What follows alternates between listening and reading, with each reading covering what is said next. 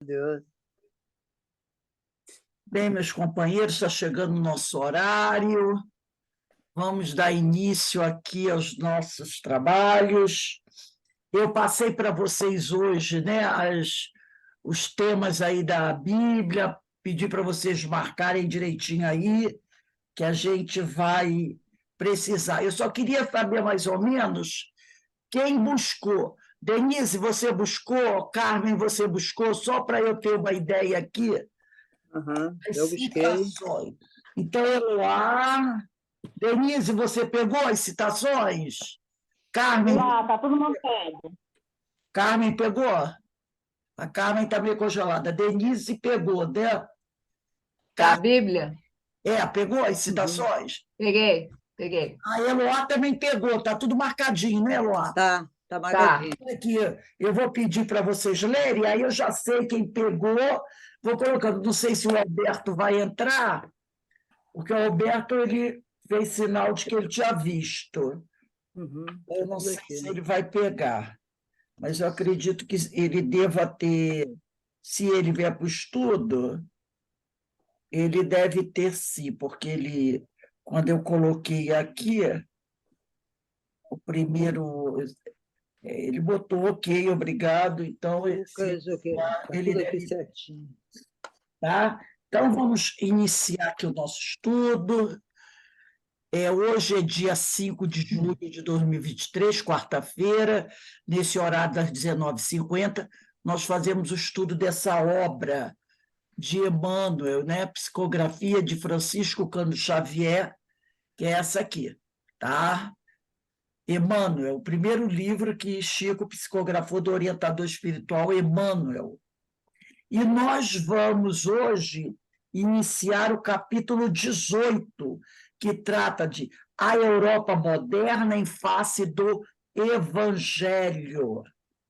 Então, nesse momento, vamos elevar aqui o nosso pensamento ao alto, ao Mestre Jesus, à espiritualidade amiga, a Francisco de Assis, agradecendo a oportunidade que todos estamos tendo nesse momento de estudarmos esse Evangelho abençoado e que o Pai possa nos fortalecer sempre, nos trazendo aquela paz, o equilíbrio que todos nós tanto necessitamos. Obrigado, Senhor.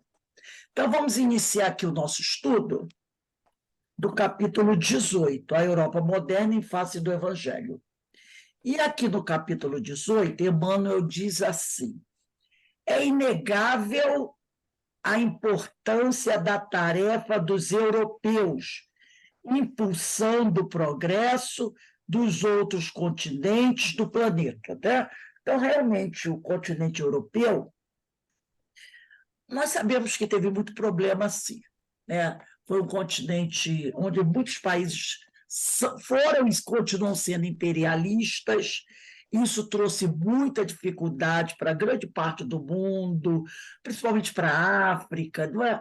Para a América do Sul, aqui principalmente a colonização espanhola, a colonização portuguesa, né? Tiveram problemas, mas também nós não podemos negar o impulso que o continente europeu deu para todo o restante do planeta. Foi a sua grandiosa civilização, cujos primórdios o cristianismo alimentou com a rica substancialidade dos seus ideais, que renovou as atividades científicas e industriais dos povos do Oriente. Então, nós sabemos, sim, né, que o continente europeu deu um grande impulso para os outros continentes e que o cristianismo, né, alimentou os ideais dessa Europa, né?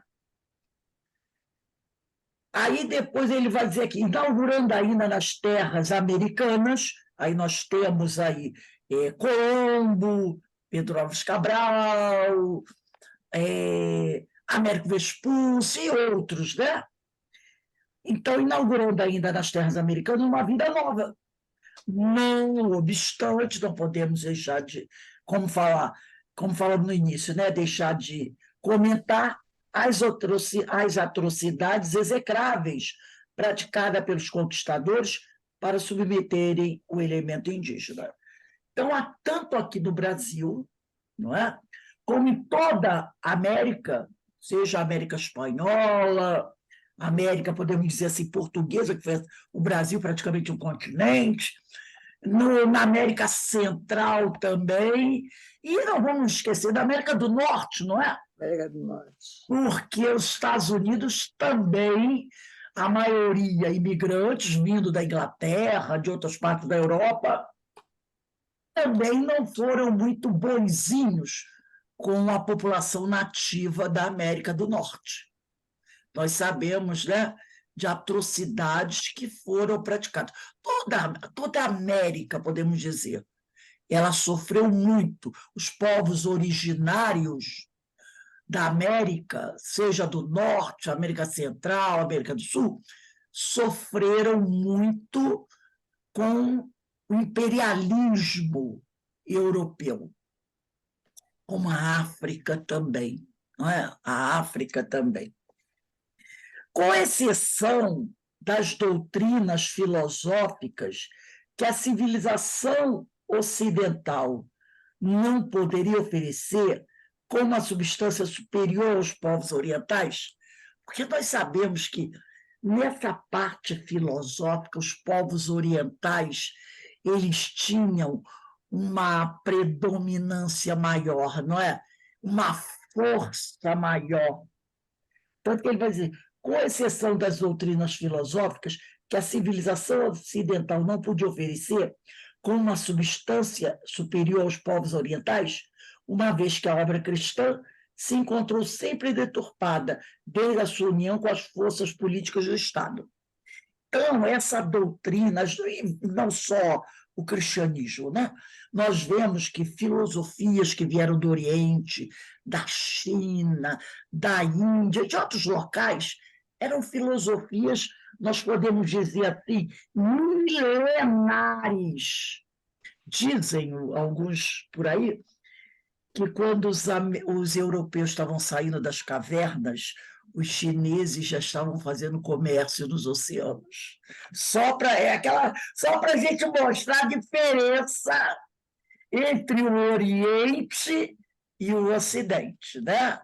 Só para a gente colocar essa diferença, mostrar essa diferença. Então, o pessoal faz essas piadinhas assim. E nós vemos também que vários estudos, né, até mesmo dentro da ciência espírita, quando nós tratamos do corpo bioplasmático, que é o perispírito, quando nós tratamos, né, dos centros de força, que os orientais chamam de chakra, esse estudo é milenar na Ásia, é milenar entre os chineses. É de pouco tempo que os ocidentais vão estudar sobre isso, né? Quando eles já estudavam isso há muito, muito tempo. Então, é o que ele diz aqui, quando a obra cristã chega à Europa, ela vai ser deturpada pelas forças políticas do Estado. Foram os europeus que instituíram, com a sua imaginação criadora, um surto novo de progresso para as fontes da cultura humana. Então, essas filosofias orientais, né, elas são muito mais, vamos dizer assim, ricas, né, muito ricas, trazendo aqueles filósofos, aqueles estudiosos que fizeram estudos muito profundos, e muitos desses estudos se perderam, ou então estão aí presos em alguma, vamos dizer assim, em um lugar que ainda não foi descoberto, vamos dizer assim, alguma civilização que ainda não foi descoberta. Dizem que, porque todo mundo fala de Hipócrates, né? Que é o patrono dos médicos, mas dizem que tem um, eu não sei se era indiano, ou se era egípcio, mas diz que tem um outro desses homens, né, muito anterior a Hipócrates, mais ou menos do período, apesar do o Egito, né, ali mais na África, mas que é um período muito anterior, tipo assim, do período da Babilônia. Hermes Trismegisto? Não sei, não me lembro do nome dele. Eu vi uma vez um programa sobre isso, não me lembro do nome dele.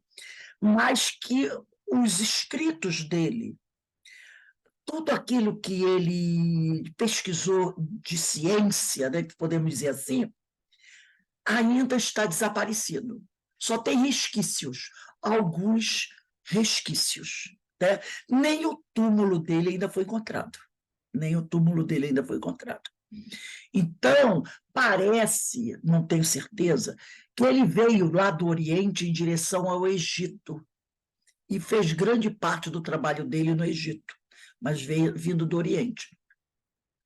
E que dizem que ele foi enterrado no Egito, numa pirâmide, que até hoje ela ainda não foi descoberta.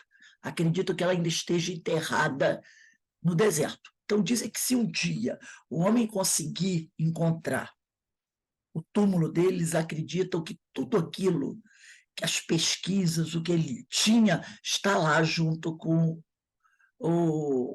os restos mortais dele. E dizem que seriam coisas extraordinárias. Nós sabemos que os egípcios já faziam cesariana, já faziam cirurgia plástica, sabe? Faziam certas coisas que é para a gente ficar de boca aberta. Não precisa muito. Se a gente for ver na questão do Oriente, a acupuntura, que há de pouco tempo está sendo usada aqui no Ocidente, né? Deve ter que uns 80 anos que aqui no Ocidente é usada a acupuntura, talvez 100 anos, nem sei se chega a 100 anos. Os orientais já usavam isso, ó. Faziam cirurgias, tratamentos com acupuntura, sabe, muito tempo atrás. Eram esses conhecimentos que eles possuíam, né? Então, certas filosofias, como diz aqui, com exceção das doutrinas filosóficas, que a civilização ocidental não poderia oferecer, com uma substância superior aos povos orientais, uma vez que a obra cristã se encontrou sempre deturpada, desde a sua união com as forças políticas do Estado. Até a palavra de Jesus, que vem do Oriente, ela foi deturpada. Né? A gente sabe disso, né? Mas foram os europeus que instituíram, com a sua imaginação criadora, um surto novo de progresso, claro, para as fontes da cultura humana. Então, se eles tiveram, né, se eles tiveram lá problemas, podemos dizer assim, né, eles também tiveram os seus louros, né? Nós não podemos negar. Deixa eu só pegar aqui um livro que eu guardei, não era para ter guardado. Até aqui. Então, nós não podemos negar também as coisas boas que eles fizeram. Então, continuando aqui. Os seus esforços são inapreciáveis.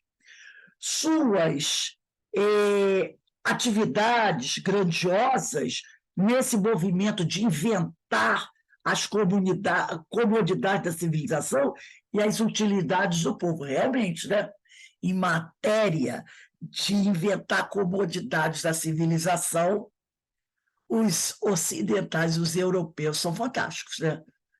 Quantas comodidades nós temos hoje graças a essa imaginação do homem europeu, né? Todavia, espiritualmente, os povos europeus cometeram o erro terrível de perturbar a evolução do cristianismo. Sim, né? Eles realmente podemos dizer que perturbaram a evolução do cristianismo, assimilando as obsoletas concepções da mitologia grega. Por quê?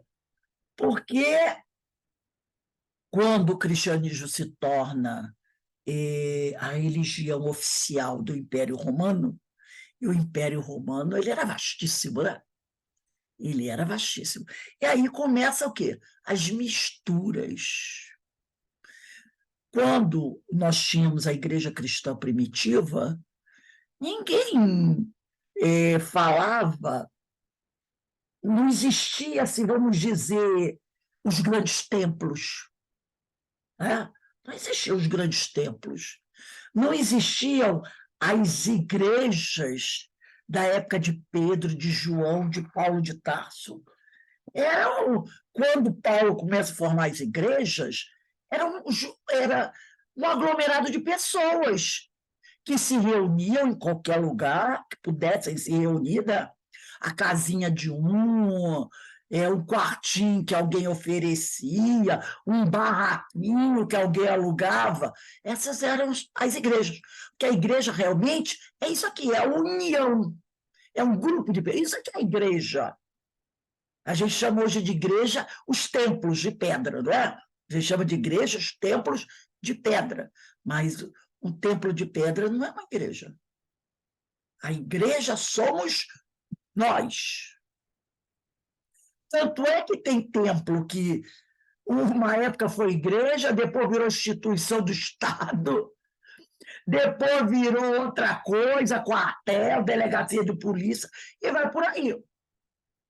Agora, se aquele pessoal que estava ali, quando aquele prédio foi confiscado para virar, por exemplo, uma instituição do Estado, se aquele pessoal passou a se reunir no outro lugar, a igreja continua a existir.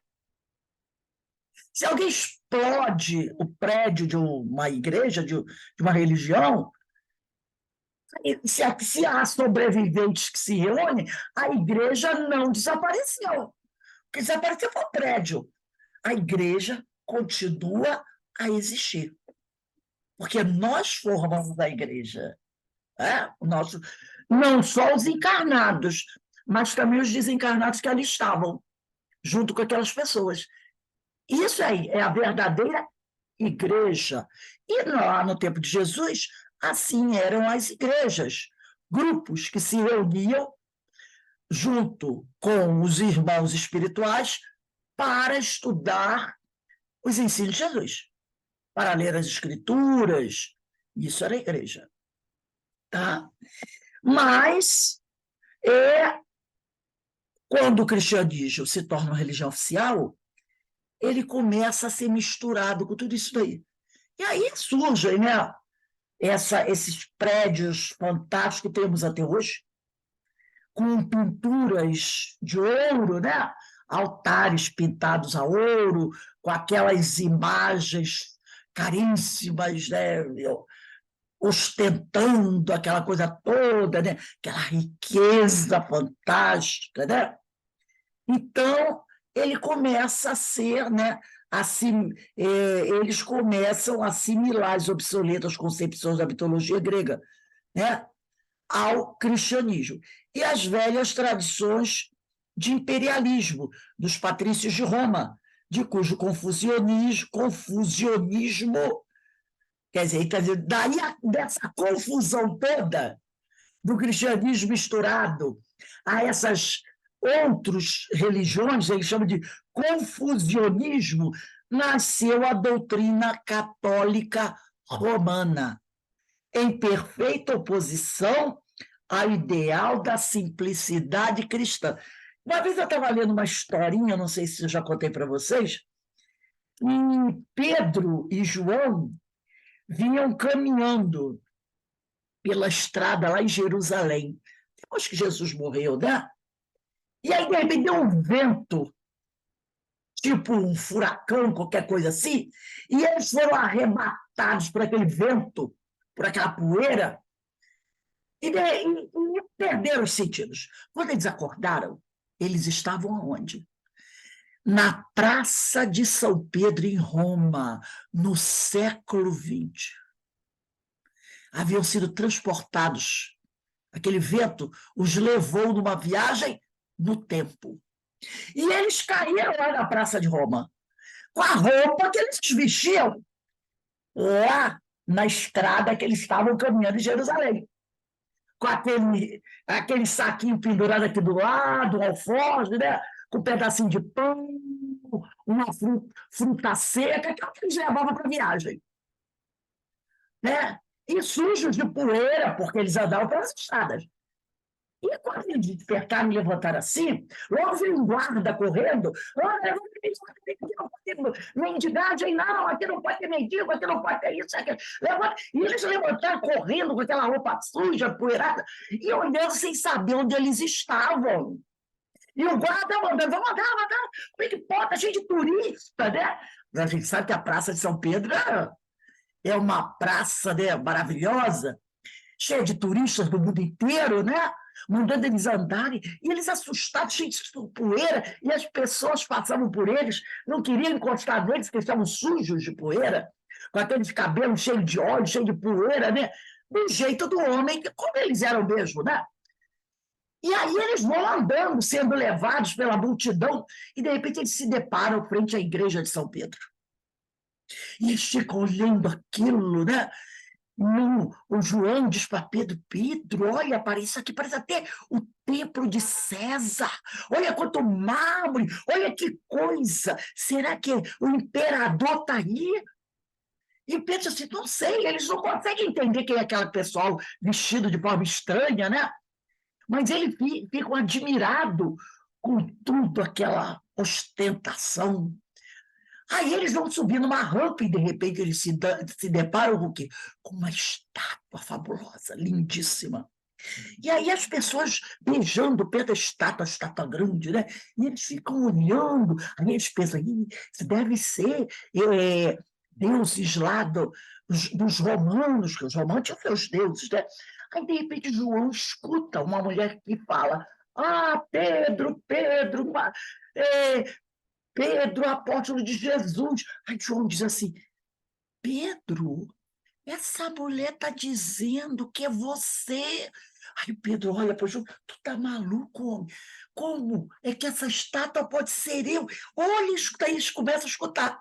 Quando ela começa a rezar o Pai Nosso, e falando, Pedro, e Pedro olha para João e diz, João, ela é louca, como é que essa estátua pode ser eu? Vamos sair daqui correndo, que esse pessoal é muito louco, eles saem correndo. Então a história é assim, mostrando que a realidade de hoje não tem nada a ver com a realidade daqueles homens, entendeu? Então, foi criada essa fantasia de que Pedro seria o primeiro papa. Na realidade, Hermínio de Miranda diz que se alguém deveria ser o primeiro papa, não seria Pedro, e sim Tiago mesmo. Tiago menor, aquele irmão de Jesus que tentou colocar características judaizantes do cristianismo. Porque então ele devia ser o primeiro papa para os judeus, né, daquela época, os judeus cristãos, porque ele tentou salvaguardar o judaísmo dentro do cristianismo. Mas é interessante essa historinha, porque é o que Emmanuel diz aqui, de imperialismo, ele diz aqui, ó, o cristianismo acabou assimilando as obsoletas concepções da mitologia grega e as velhas tradições do imperialismo dos patrícios de Roma, de cujo confusionismo, quer dizer, da confusão, nasceu a doutrina católica romana em perfeita oposição ao ideal da simplicidade cristã. Quer dizer, quando Pedro olhou para aquilo, né, na historinha, contrário ao que eles viviam na realidade. Aquele catolicismo é o oposto da verdadeira igreja cristã primitiva. E aqui o Hermínio de Miranda, no livro Cristianismo, a Mensagem Esquecida, né? Cristianismo, a Mensagem Esquecida, de Hermínio de Miranda, ele vai trazer eu trouxe um pedacinho no capítulo 6, que fala assim, os textos. No capítulo 6, os textos, o Hermínio, deixa eu só confirmar se é o capítulo 6 mesmo. No capítulo 6, os textos, peraí. Deixa eu voltar aqui um pedacinho, só para confirmar se é o capítulo 6 mesmo. Porque os capítulos dele são longos. 6, os textos. Deixa eu ver aqui. É isso mesmo, capítulo 6, os textos. O Hermínio de Miranda, isso, ele vai dizer assim, em suma, Jesus não fundou a igreja, e nem mesmo igrejas, como Paulo e outros apóstolos, porque Paulo e os outros apóstolos que foram fundando igrejas depois, né? Jesus pregou as suas ideias e deu seu testemunho. Não estava cogitando de templos de pedra e nem de hierarquias sacerdotais, dogmas ou normas de direito canônico, sequer de uma teologia, no sentido em que hoje conhecemos esse conceito. Porque igrejas, se ele não cuidara sequer de ter uma pedra sobre a qual pousasse a cabeça, né? Para que aqueles templos de pedra? É dessa igreja que Jesus não criou, não construiu, não cuidou. A igreja que Jesus tinha era aquele grupo, ele e seus discípulos, e todos os outros chegavam. Ali estava uma igreja. Mas ele não se preocupou, né, de construir prédios, tá? Nem de construir, de deixar hierarquias sacerdotais, você vai ser o padre, você vai ser o coroinha, você vai ser o papa, e nem deixou dogmas ou normas de direito canônico, e nem deixou uma teologia, o catolicismo, não é isso? Ele não tinha nenhuma pedra para onde repousar a cabeça. Então, tudo isso foi criação do homem. E voltando a dizer, mesmo assim, as igrejas que Paulo fundou não foram prédios, não é? Foram grupos. Grupos de pessoas para estudar o Evangelho. Aonde? Aonde pudesse. Não é? De repente, um amigo oferecia uma sala, uma viúva muito pobre alugava a sua casinha uma vez por semana para eles se reunirem debaixo de uma árvore, na beira do rio, no alto de uma montanha, dentro de uma caverna, aonde pudesse. Não haviam templos na igreja cristã primitiva, nem Jesus tratou deles. Vamos agora para o item 18, dores inevitáveis. É ociosa qualquer referência à falsa posição dessa igreja, que se mantém no mundo atual ao preço da ignorância de uns e do interesse condenável de outros, vivendo a existência transitória das organizações políticas. E nós podemos falar, não é só da Igreja Católica, porque senão fica parecendo, então estão fazendo campanha contra os católicos. Não, de qualquer religião, de qualquer igreja, seja de qualquer religião. E cuidado, ter cuidado também para que os templos espíritas também não se tornem assim. Então, ela diz aqui, Emmanuel diz, é ociosa qualquer referência à falsa posição dessa igreja. Que aí o pessoal vai dizer, está falando do católico? Não. Aqui podemos estender a qualquer tipo de religião, que se mantém no mundo atual ao preço da ignorância de uns e do interesse condenável de outros, vivendo a existência transitória das organizações políticas. As casas espíritas que não querem se dedicar ao estudo, Aí chega o chefe lá da casa, ele dá palestra, ele fala as coisas, ele produz os fenômenos. Quando alguém questiona, lá na obra de Kardec, ele isso, não sei o quê, entendeu? No máximo, deixa um estudozinho, só um pouquinho, para ninguém dizer.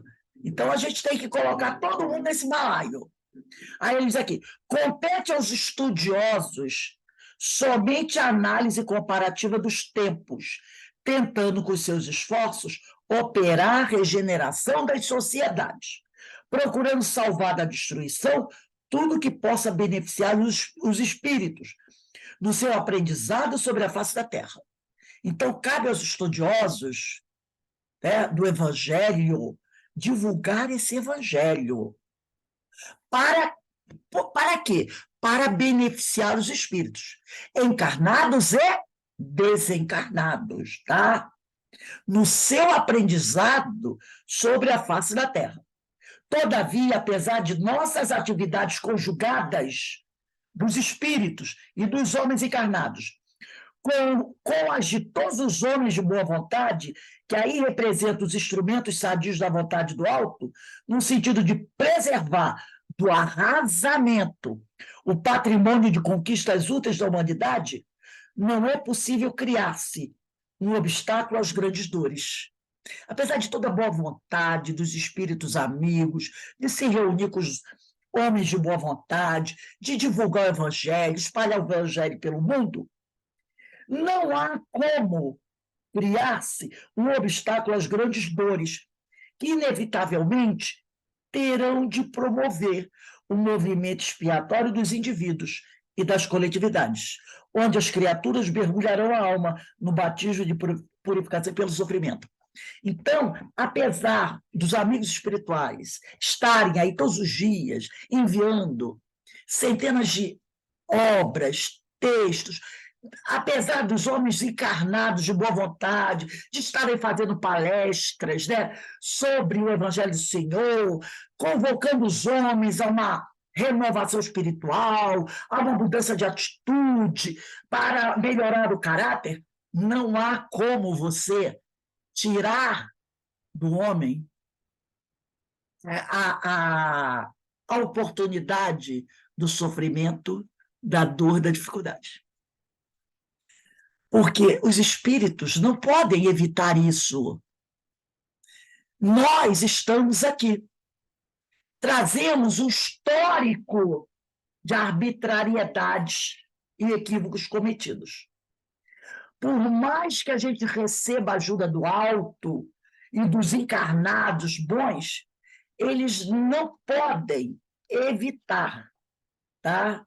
Não podem evitar o movimento expiatório dos indivíduos e das coletividades, onde as criaturas mergulharão a alma no batismo de purificação pelo sofrimento. O que eles podem fazer é trazer para nós o consolo, a verdade e o entendimento de que cada um terá que passar pelo seu momento e que deve passar por esse seu momento com o quê?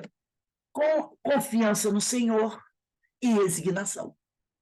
Porque tem muita gente que procura uma religião, procura uma filosofia, acreditando que aquela religião vai tirar dele a dor, vai tirar dele o resgate. Aí o sujeito vai para lá, não é? Vai chegando na casa, doutor Bezerra, Jesus Gonçalves, São Francisco de Assis, Irmã Sheila, e doutor Erma, tira isso de mim. A espiritualidade não pode. A espiritualidade não pode. Como ela vai tirar de você o seu momento de aprendizado? Nem Jesus fez isso. Jesus fez isso? Ele conseguiu? Ele tirou? Não. O que os seus discípulos tinham que passar? Eles passaram. Eles passaram. Ele dá esclarecimento para que você tenha resignação e compreenda o porquê do sofrimento. Por isso ele diz aqui, não é possível apesar de tudo, toda a ajuda dos amigos espirituais, criasse um obstáculo às grandes dores, que inevitavelmente terão de promover o movimento expiatório dos indivíduos às coletividades. Doutor Bezerra não pode dizer: no mundo não haverá mais guerra, porque eu e a minha falange impediremos que isso aconteça. Não pode fazer isso. Não é? Isso vai deixar de acontecer com o tempo, com a mudança do homem, da atitude do homem. Mas os espíritos não podem tirar de nós esse, entre aspas, né, karma. Cada um que se liberte do seu, através da mudança. Mas muitas vezes a gente cobra até de Deus. Poxa, senhor, eu agora sou um bom espírita. Eu vou à casa espírita, eu trabalho no bem, eu faço a caridade, trabalho na mesa mediúnica, eu aplico passe, eu não xingo, eu não bato, eu não faço mais mal a ninguém. E como é que o senhor deixa isso acontecer comigo? A gente não cobra às vezes de Deus? Como é que o senhor deixa? O senhor devia me blindar. O senhor devia me blindar. Olha só quem eu sou agora. Realmente, quem você é agora. E o que você... O fogo que você tacou no mundo antes, vai ficar por isso mesmo? Claro que não. Claro que não. E eu trouxe aqui para a gente um texto que eu achei muito bonito, desse livro mesmo, né? Cristianismo, a Mensagem Esquecida.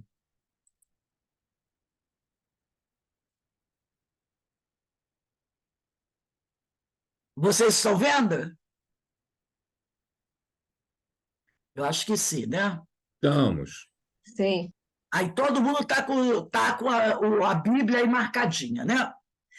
No capítulo 9 do livro Cristianismo, a Mensagem Esquecida, de Hermínio de Miranda, o Hermínio traz esse título, esse trecho, eu tirei um pedaço. Jesus, tradição e reformulação. Aí está lá, no capítulo, em Mateus capítulo 5, versículo 17. Não penseis que vim revogar a lei e os profetas. Não vim revogá-los, mas dar-lhes pleno cumprimento. Jesus foi um reformador, no mais puro sentido do termo. Em mais de uma oportunidade, ele afirma aceitar os postulados básicos da religião existente, que era o judaísmo, ao mesmo tempo em que procura decididamente expurgá-la, quer dizer, esvaziá-la de casuísmos e contestar-lhes certos rituais e observâncias.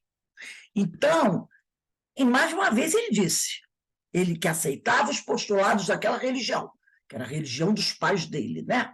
Mas, ao mesmo tempo, ele procurava retirar dessa religião esses casuísmos e contestar certos rituais e observâncias.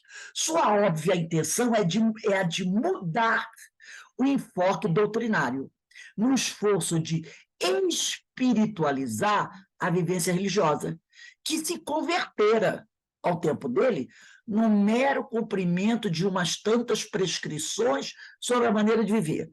Ninguém faz nada no sábado, todo mundo tem que levar no templo uma pombinha, se você cometer um pecado, você tem que ir no templo se purificar. Eram aquelas regras, né? Todo mundo tinha que observar essas regras. Quem não observasse as regras era punido terrivelmente, podia até ser morto, sem nada ou quase nada a dizer sobre o que acontecia depois da vida e por quê.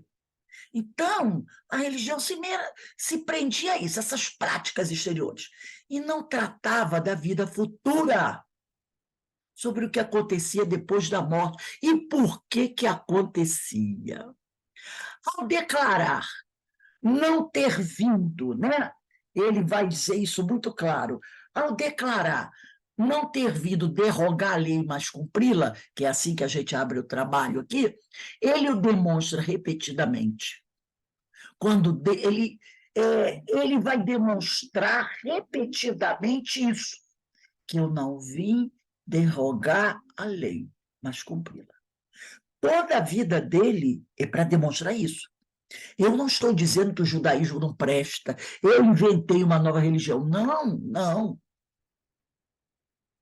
Ele o tempo todo mostrou que o que ele tinha vindo fazer era cumprir essa lei como ela precisava ser cumprida. Quando dele se aproxima o moço rico para perguntar-lhe o que deveria fazer para desfrutar as alegrias da vida eterna, Jesus lhe responde com a citação dos mandamentos da lei mosaica. Lê para a gente, no Evangelho de Marcos, capítulo 10, versículo 17 a 20. Eu só vou pedir para vocês fazerem isso rapidinho, tá? Já que está todo mundo aí com a Bíblia marcada. Marcos, capítulo 10, versículo 17 a 20.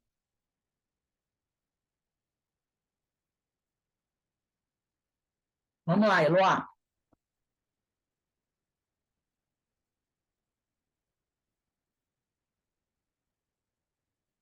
Eloá, está me ouvindo? Foi. Lê aí para mim rapidinho, gente, que eu pedi para vocês deixarem marcadinho para a gente acelerar. Está aqui, Lê aí para a gente. capítulo 10, 17 a 20. 17 a 20, está aqui. Já vou achar, ai, eu fico nervosa. Não, pega onde você Tá aqui. marcou. Tá, estou pegando. Tarará, tarará.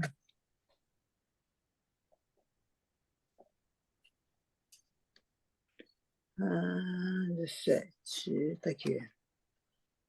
12.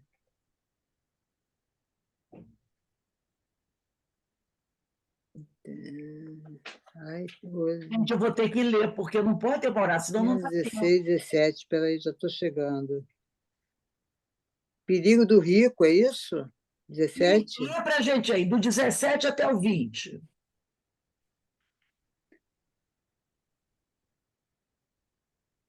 Está aqui. Perguntou, bom mestre, que devo fazer para conseguir a vida eterna? É essa? Isso, lê do 17 Ok. ao 20. Jesus lhe respondeu, por que me chama de bom? Ninguém é bom senão Deus. Conheceis os mandamentos, não mateis, não cometa adultério, não furteis, não levante falso testemunho. Acusações não são prejudiqueis a ninguém, que honra teu pai e tua mãe. Ele, então, falou e disse, mestre, tenho observado tudo, e isso desde a minha adolescência. Jesus olhou Não, para ele até o item atentamente. 20. Eloá, Até o 20. até Ok. o item 20. Ok, então está aqui, eu Então, já li. gente, olha aí o que vai acontecer aí. Jesus, olha aqui, ó, quando dele se aproxima o moço rico para perguntar o que deveria fazer para desfrutar as alegrias da vida eterna, Jesus lhe responde com a citação dos mandamentos da lei mosaica. Olha o que Jesus diz para ele aqui, tá? Tu conheces os mandamentos?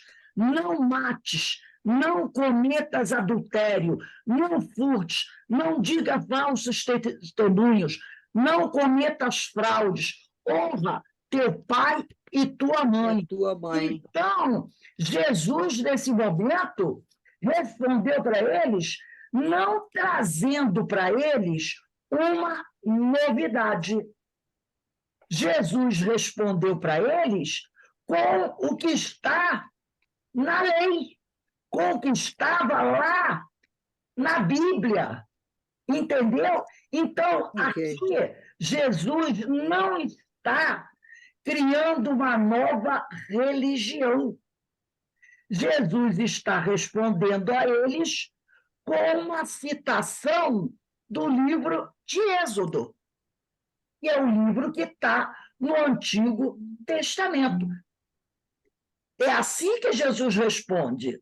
Uhum. Por isso que ele diz aqui, eu não vim, está lá no livro de Êxodo, está lá Eu no não capítulo vim. 20. Então, Jesus não traz para eles uma coisa nova. Jesus responde com o Antigo Testamento. É o que está no livro de Êxodo, no capítulo 20, o Decálogo. Por isso que ele disse, eu não vim interrogar a lei, Não eu vim vim interrogar. cumpri-la. Vim cumpri-la. Então, ele demonstra repetidamente isso. Então, quando o moço jovem se aproximou dele, qual era a religião desse moço jovem? Era o judaísmo. O que devia fazer para desfrutar a alegria da vida eterna? Ele simplesmente respondeu para ele: ora, faz o que está na lei. Na lei. Tá? É o que está na lei que você e seus antepassados conheceram, que está no livro do Êxodo, escrito por Moisés. Eu vou desligar então o microfone agora. Embora convicto de que o culto, né, de que o culto precisa, né, ele estava convicto de que o culto precisa desvincular-se, né? Deixa eu só aqui, tá. Desvincular-se do excesso de ritualismo. Então, embora convicto que o culto precisa desvincular-se do excesso de ritualismo, parece compreender que isso não deve e não pode ser feito abruptamente. Ele sabia que não adiantava ele chegar e dizer assim, ó, a partir de agora, vocês não poderão mais fazer certas coisas que vocês vêm fazendo há 3.000 anos. Ele jamais poderia dizer isso. Ao recomendar, né, a conciliação com o irmão magoado, antes de fazer a oferenda prescrita no texto, no templo, Carmen, lê para a gente aí, Mateus 5, 23, 24.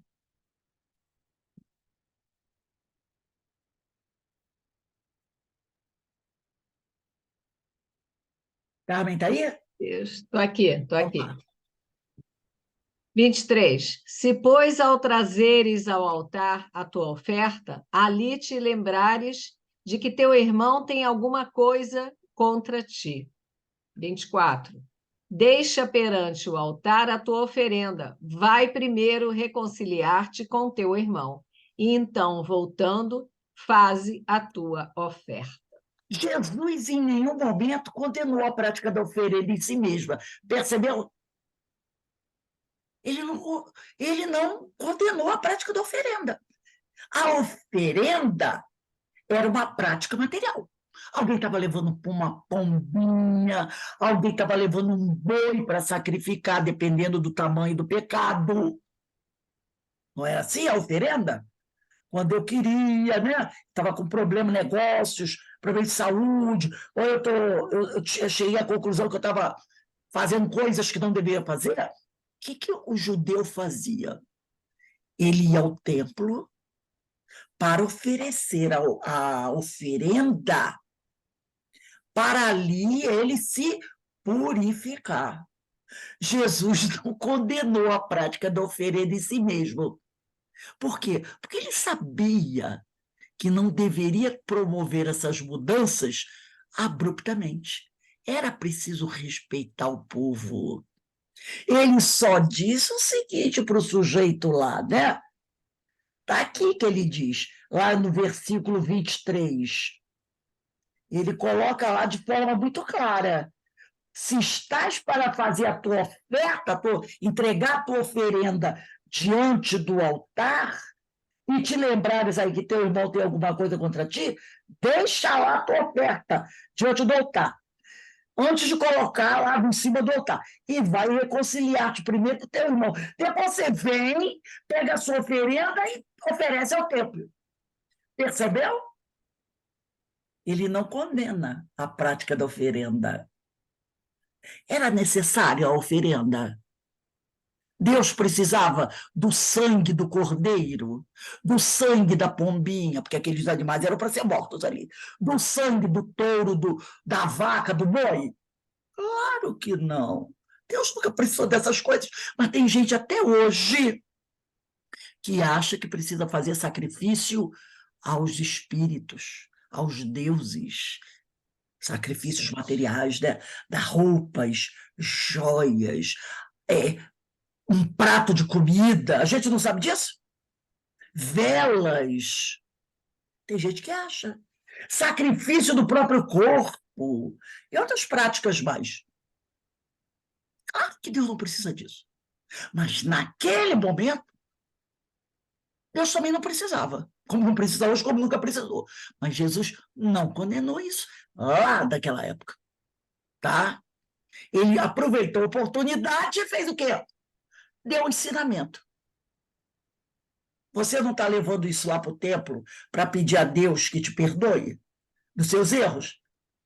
Que adianta se você não perdoa ninguém? Se você está aí cheio de problema com seus amigos, primeiro vai lá, resolve teus problemas. Depois você oferece tua oferta ao Senhor. Se alguém quiser falar alguma coisa, pode falar, tá, gente? Então, é uma hipocrisia, não é? Senhor, me perdoe. Por isso Jesus falou do Pai Nosso. Me perdoe na medida que eu perdoo. Então, ele não condena a prática da oferenda em si mesmo. Em Jerusalém, é o templo que se dirige com seus discípulos para falar e cumprir certos procedimentos da lei. Aí a Denise vai ler Lucas capítulo 19, versículo 28, e depois ela vai, esse pontinho significa que você para no 28, e depois você pula para o 45 até o 48. Lê aí para a gente, Denise.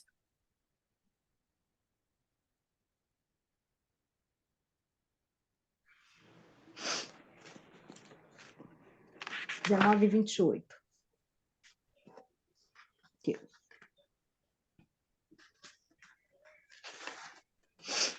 Após dizer estas coisas, é a entrada do Messias em Jerusalém, né? Após dizer estas coisas, ia adiante subindo para Jerusalém.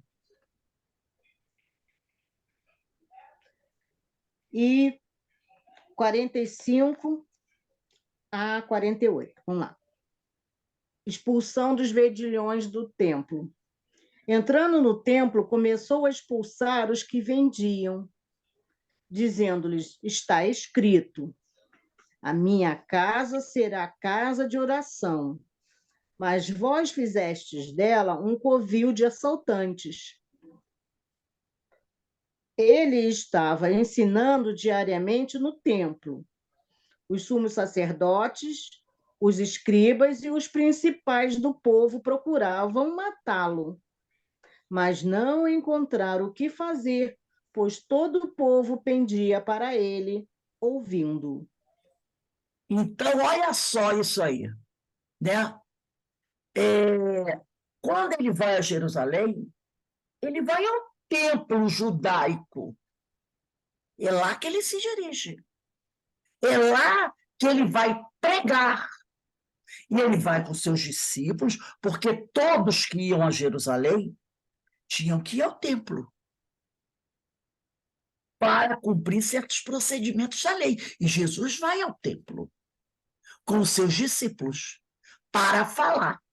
E quando ele vê que está havendo aquela balbúrdia, ele diz aqui, a minha casa é casa de oração. Quando Jesus diz a minha casa é casa de oração, ele não está dizendo é a minha casa, a casa minha de Jesus, não.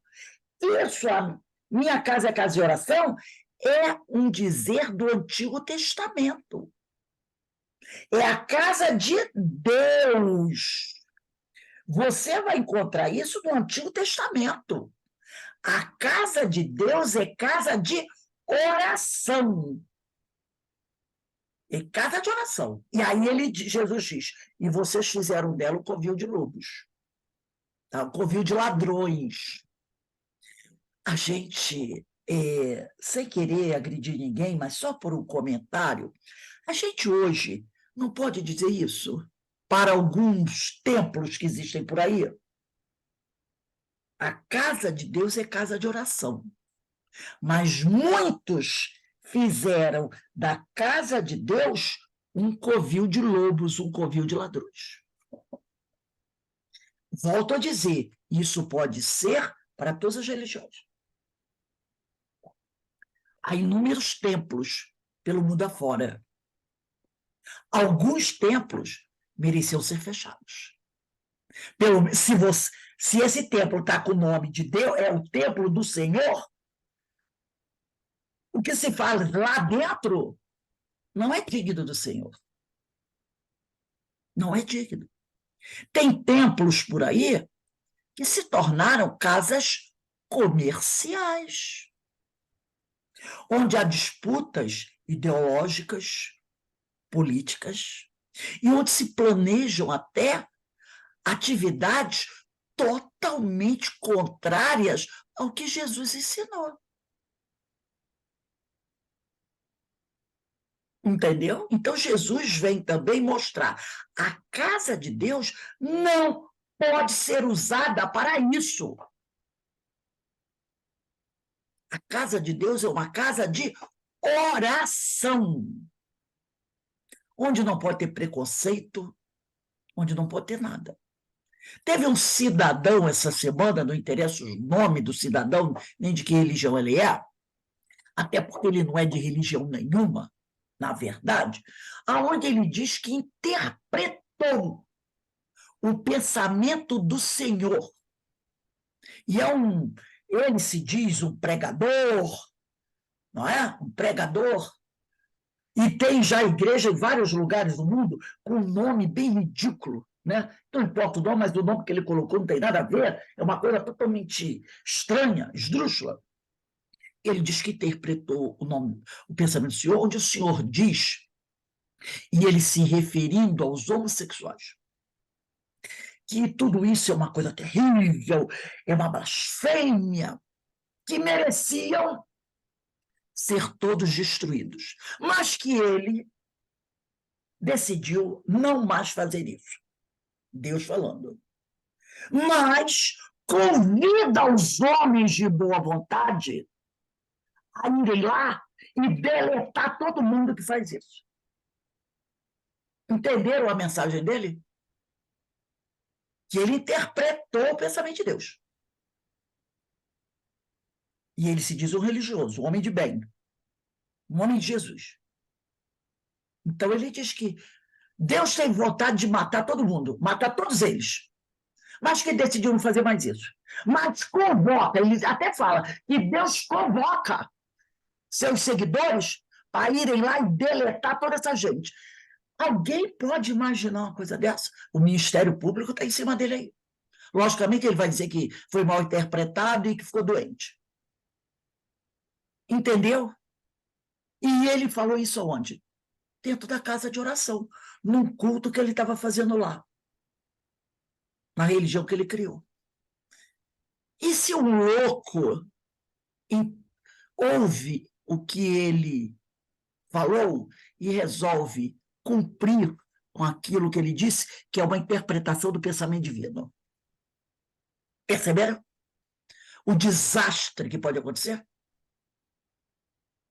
Então, a gente fica, quando a gente ouve a palavra de Jesus, quando diz, a minha casa é uma casa de oração, a casa do Senhor é uma casa de oração, isso é altamente atual. Isso é altamente atual. Né? Então, está aqui.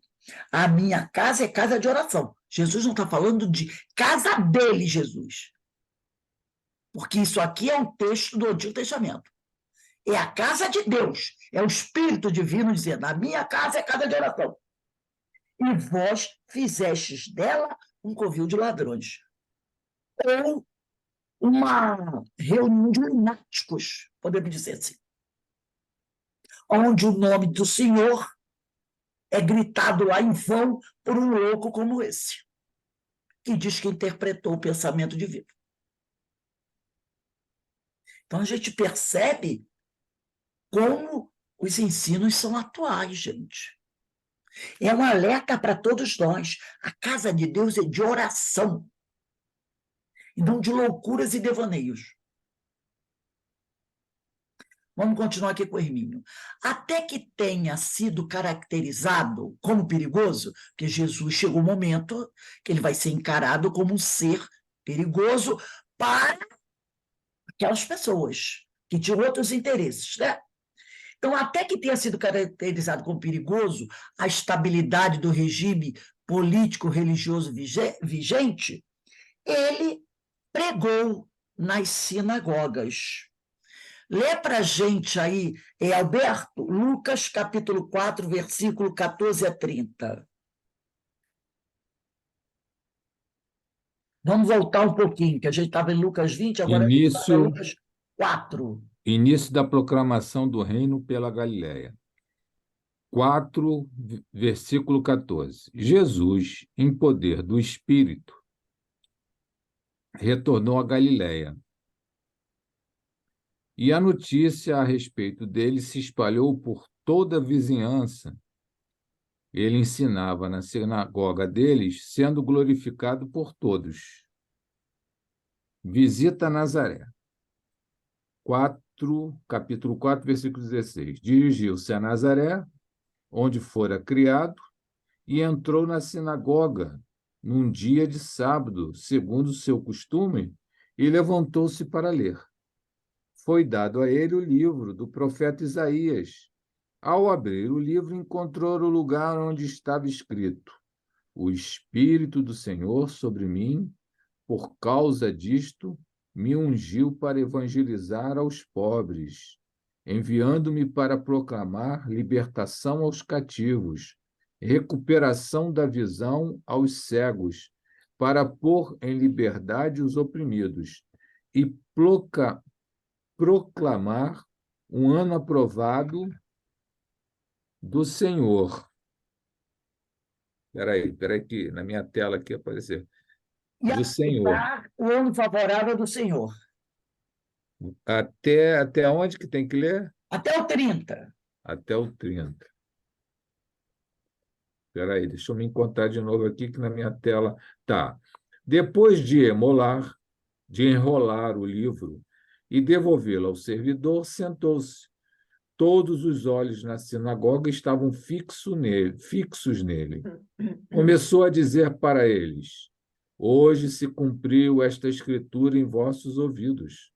E todos testemunhavam a ele e se maravilhavam das palavras de graça que saem da sua boca e diziam: Não é este o filho de Jesus? Disse a eles: Sem dúvida. Não é esse o filho de José. Ah, tá, desculpe. Não é este o filho de José? Disse a eles: Sem dúvida, me direis esta parábola. Médico, cura-te a ti mesmo.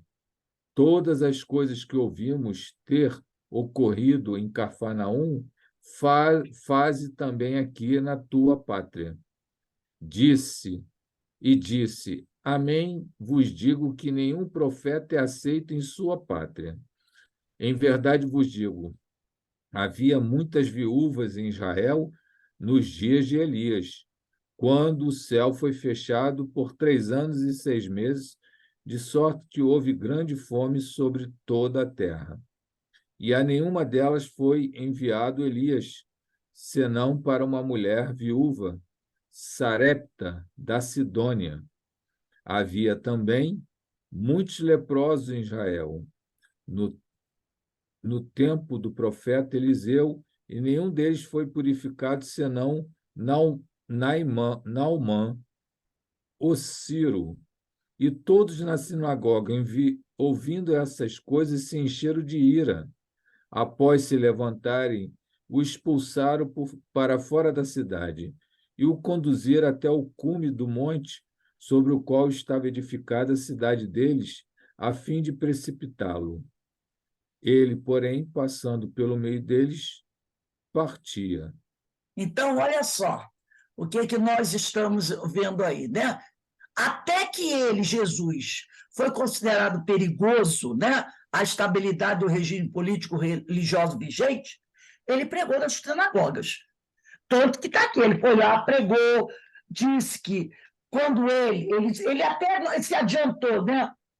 Quando todo mundo estava admirado das palavras dele, que saíam da boca dele, ele logo disse, vocês vão dizer, não é este o filho de José? Vocês dirão logo, por que você não faz prosélitos da sua terra? E ele diz, como o pessoal fala por aí, né? Na verdade, vos digo que nenhum profeta é bem recebido na sua pátria. O próprio Elias, o próprio Eliseu não foi respeitado.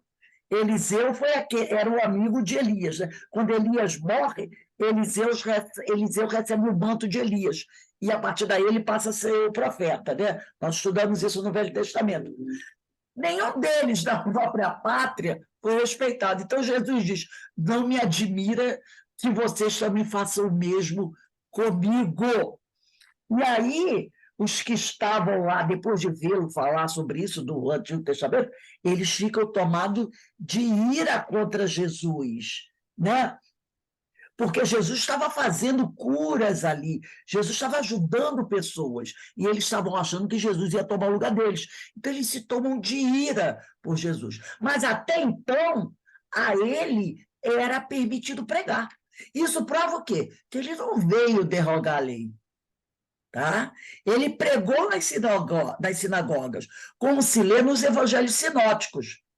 E todos os evangelhos sinóticos são os evangelhos de Mateus, Marcos e Lucas, né? São aqueles chamados assim de sinótico, porque contém uma grande quantidade de fatos em comum. Você vai encontrar a citação de Mateus e Marcos e Lucas. Já em João, ele não é sinótico, porque ele tem um jeito diferente, né? O evangelista Marcos diz, no capítulo 1, versículo 39 do evangelho, que ele saiu pregando em suas sinagogas por toda a Galileia. O que está também em Mateus e Lucas. Jesus jamais seria admitido a pregar nos templos judaicos se não fosse fiel à doutrina tradicional e às normas prescritas na lei, ou pelo menos não as acatasse. Então, quando Jesus diz aqui, né? Deixa eu pegar aqui esse negócio aqui, às vezes é difícil. Quando Jesus diz lá no início, né? Não penseis que vim revogar a lei e os profetas, não vim revogá-los, mas dar-lhes pleno cumprimento, isso era verdade. Tanto ele não revogou a lei, que durante um bom tempo ele teve autorização para pregar nos templos judaicos. Isso é a prova de que ele era fiel à doutrina tradicional e às normas prescritas da lei. Ou, pelo menos, ele as acatasse. Tá? Então, ele é um reformador. Ele é um reformador. Mas é um reformador que vem agindo com inteligência, devagar, respeitando o tempo de cada um, mas, aos poucos, ele vai trazendo a ideia nova, sem cometer o quê? A violência. Porque, às vezes, nós queremos que as pessoas mudem, e a gente quer fazer isso de uma hora para outra. Jesus compreende que aquele pessoal, há milênios, né, vinha dentro daquela religião. Que a religião trazia uma série de questões que precisavam ser modificadas. Olha a questão da oferta que nós lemos aqui. E Jesus observa, eu não posso dizer para eles, não precisam mais levar oferta. Deus não precisa de boi. Deus não precisa de vela. Mas o povo está, não é? Ali. Então ele diz assim, aproveita que ele deixou a lição. É como as pessoas, por exemplo, tem companheiros nossos que gostam de acender vela. para os santos, né? Para os santos, e rezam para o santo, pedindo ajuda, pedindo perdão, pedindo uma... Aí o santo vai dizer, vem cá, e você? O que você tem feito? Você está perdoando? Você está mudando? É isso que Jesus faz. Ele diz, pode continuar aí dando a sua oferta, não tem problema nenhum, não. Mas muda a conduta. Muda a conduta. Entendeu? Então ele tinha essa perspicácia de aproveitar todos esses momentos e colocar ali um ensinamento para a gente. A casa do meu pai, é uma casa de oração. Quando ele chegou ali no templo e viu aquele mercadão, que era um grande mercadão, a gente já estudou sobre isso, né? Quando estudamos a história do povo hebreu. Era um grande mercadão. Tinha casa de câmbio dentro do templo. Casa de câmbio. Porque o templo só aceitava a moeda dele. Entendeu? Então, se você era grego, você trazia a moeda grega, chegava no templo, você trocava pela moeda do templo, e aí devia ter, né? Você devia pagar uma multazinha, ou então eles sempre desvalorizavam a tua moeda para poder, na hora da troca, você receber menos e eles agregarem um pouco mais, porque não é assim. Quando você vai pegar, depois você vai pegar o real e trocar por dólar. Tem o mesmo valor? Claro que não. Você não sai perdendo alguma coisa? Claro que sai. E a moeda do templo sempre era mais valorizada do que qualquer dólar daquela época. Então, o templo tinha um lucro. Dependendo do pecado, você ia conversar lá com o doutor da lei e contava o teu pecado. O doutor da lei, olha, esse pecado aí tem que ser uma boiada inteira. Mas a boiada não é... Você não pode trazer o boi da tua casa. Você tem que comprar a boiada aqui do templo, porque o nosso boi é um boi purificado, a nossa ovelha é purificada, e o boi purificado e a ovelha purificada era mais cara que a ovelha que tu comprava no mercado. Entendeu?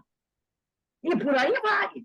Então, quando Jesus diz, a casa do meu pai é uma casa de oração, e vocês transformaram a casa do meu pai num covil de ladrões. Gente, isso é atualíssimo. Então, os ensinos de Jesus são atualíssimos. Daí entender o porquê que Emmanuel diz aqui que, por mais que os espíritos amigos queiram nos ajudar, eles não podem nos tirar o que nós temos a corrigir. Eles não podem. E nem Jesus fez isso. Nem Jesus fez isso. Então, ele foi um grande reformador, mas um reformador que agiu com inteligência, sem violentar o livre-arbítrio de ninguém. E ali ele foi colocando seus ensinamentos esses atualíssimos. Tudo isso que nós falamos aqui vale para qualquer época, para aquela época e para a época atual. As colocações que ele vai fazendo.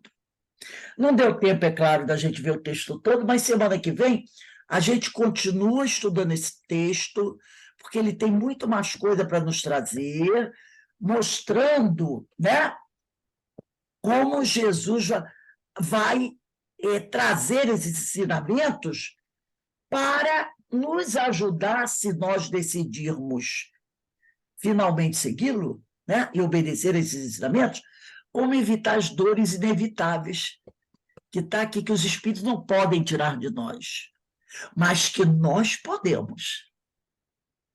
Nós podemos. Se nós quisermos, nós poderemos suprimir de nós essas dores inevitáveis, com a nossa mudança de conduta, baseado nos ensinos que Jesus vai trazer para a gente ao longo do estudo. Porque o Hermínio vai pontuar aqui tudo que é necessário, tudo que Jesus nos trouxe e que nós precisamos fazer para realmente a gente compreender esse evangelho do Mestre Jesus. Alguém gostaria de falar alguma coisa antes da gente encerrar? Então, gente, quem não marcou aí os ensinos do evangelho, marca para que semana que vem a gente possa ter mais agilidade na leitura do evangelho. Fala, Alberto. Alberto ia falar alguma coisa?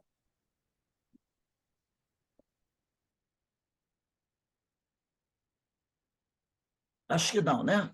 Que eu vi. Então, meus irmãos, nós vamos encerrando aqui o nosso estudo da noite de hoje.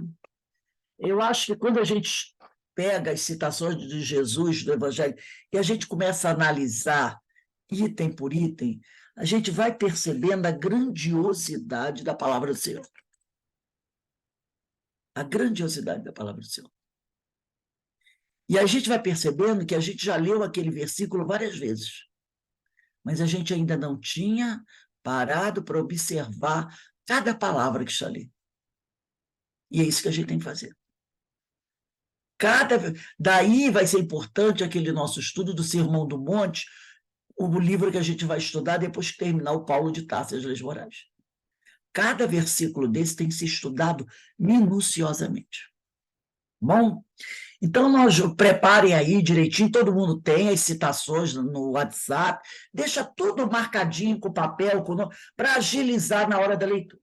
Então, vamos encerrar aqui o nosso estudo da noite de hoje, agradecendo ao Senhor, agradecendo a Deus pelas bênçãos que todos nós recebemos nesta noite. Porque como diz meu amigo Carlos Alberto Braga Costa, quando você lê um versículo do Evangelho e faz uma reflexão sobre ele, os anjos tocam as trombetas e a luz do céu recai sobre cada um de nós, nos iluminando e nos fortalecendo. Eu nunca esqueci quando ele disse isso. Ele até diz, se você não vai fazer uma reflexão do versículo da Bíblia, do Evangelho, então é melhor que nem o leia. Porque só lê-lo não tem o mesmo valor. É preciso fazer a reflexão. Então, obrigado, Senhor, por as bênçãos e nos permita continuar firmes na nossa trajetória. Graças a Deus. Então, meus irmãos, um bom estudo para todos e Deus abençoe e fortaleça vocês. Obrigada, Rose. Bom. Obrigada, Rose. Vai passar para mim, né? Vou.